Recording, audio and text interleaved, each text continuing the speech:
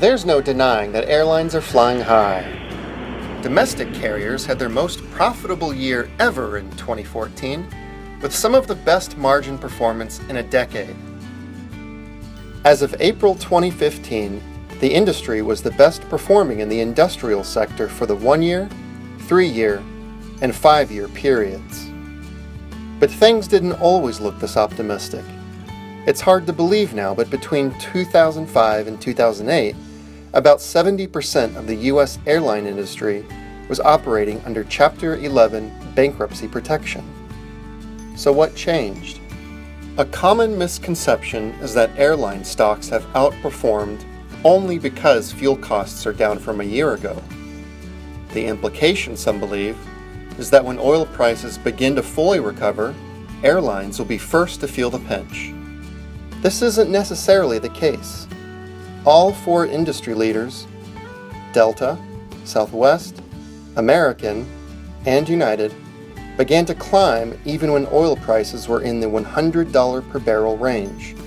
The truth is that today the industry is a much more rational business environment than it was a decade ago. Fundamental changes have taken place over the last 5 years, including consolidation, new revenue streams, additional seating, and better fuel efficiency. One way carriers have managed to beat expectations is through ancillary or non-ticket fees, hotel sales commissions, advertising placements, onboard food and beverage sales, and many other revenue streams are increasingly responsible for making up a significant portion of airlines' earnings, helping them remain profitable in a highly competitive industry. Carriers have managed to lower their break-even costs by increasing seat capacity. By installing new skinny seats and adding more rows to aircraft, a typical 737 can now carry up to 14 extra passengers.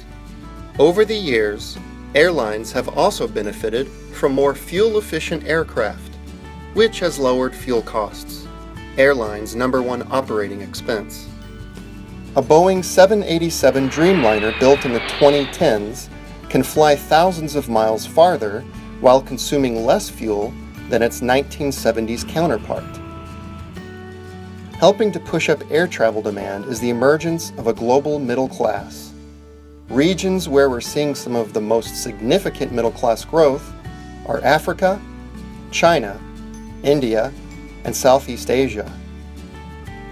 This has led to a surge in worldwide revenue passenger miles, or the number of miles flown by commercial airlines.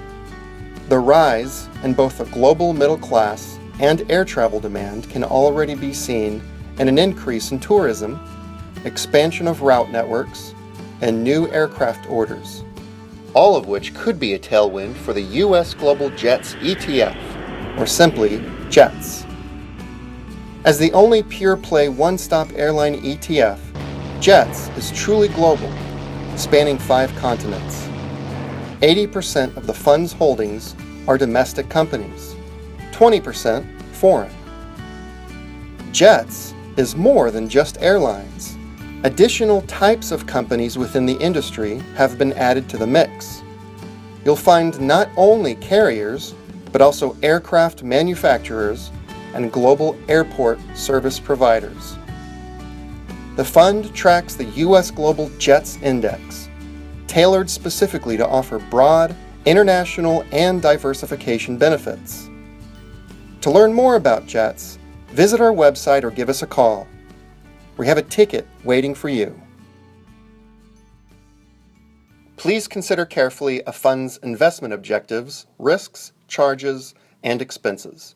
For this and other important information, obtain a statutory and summary prospectus by visiting www.jetsetf.com or by calling 844-ETF-JETS. That's 844-383-5387. Read it carefully before investing.